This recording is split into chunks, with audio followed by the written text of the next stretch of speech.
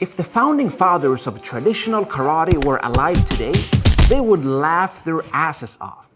Because we have barely made any progress in the last 100 years.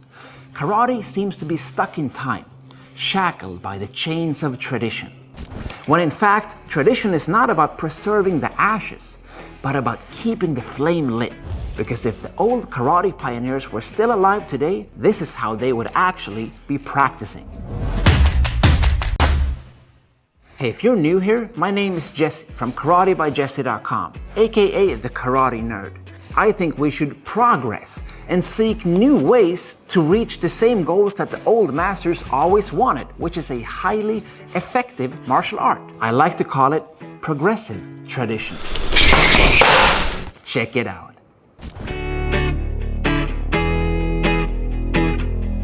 The old karate masters love to test their skills against each other because what happens when you're pressure testing is that your ingrained habits become painfully obvious. Sometimes that's a good thing, other times that's a bad thing. But regardless of the outcome, it's a learning opportunity to see what you actually have to practice. And there is no greater teacher than adversity. The only way to turn a lump of coal into a diamond is through pressure. Because like the saying goes, everybody's got a plan until they get punched in the mouth. Because you gotta understand that everything works in a safe dojo environment. But when somebody gears up and tries to rip you a new asshole, everything changes because of that aggressive intent. Pressure testing is the best way to know if your techniques would actually work in reality, not just in theory. And the old karate masters knew this. That's why some of them even developed sparring gear so they could actually go full force against each other. Which brings me to the second point. Today we have access to tons of protective gear and impact equipment that the old karate masters didn't have. That's why they were forced to condition their bodies or use something like a makiwara, the wooden striking post, because they didn't have heavy bags and kicking shields and focus pads like we do today. Yeah, that's four.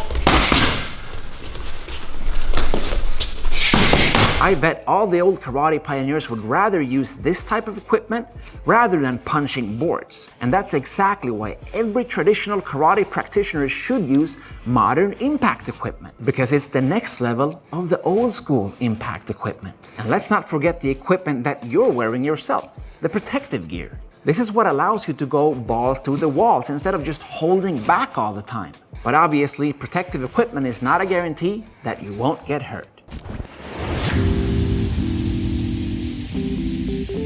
All the old masters knew that technique and physique went hand in hand, and one will always limit the other.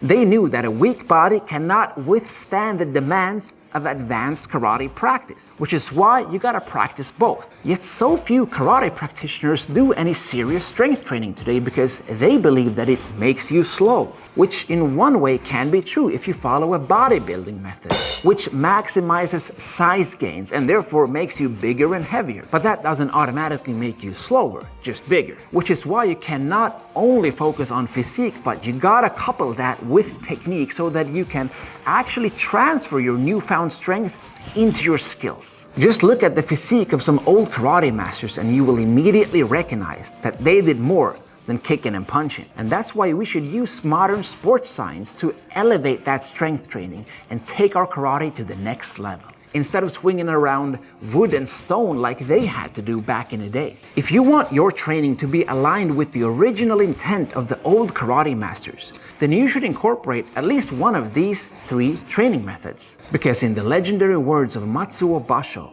we should not follow the footsteps of the old masters, but rather seek what they sought. And if you agree, share this video with a hardcore traditionalist to see if they're actually just hiding behind that label as an excuse to not keep evolving, or if they are truly training the way the old masters intended. Thank you so much for watching. Train hard, good luck, and have fun.